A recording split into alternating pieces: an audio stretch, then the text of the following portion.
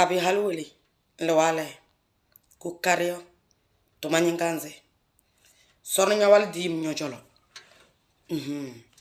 nyawal dim nyojolo semehengzize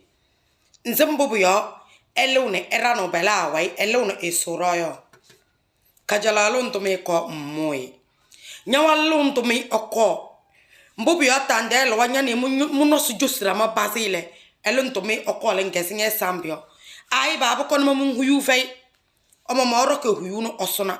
osule na komonele wayo mbubi wezinzi kirikiri ngone nsnene elisi na koma engbastele njane ngolondo esa sarade ya kulankulan ozi momo entangbala abali zen luntumi okole limmomoze nneze no no so nneso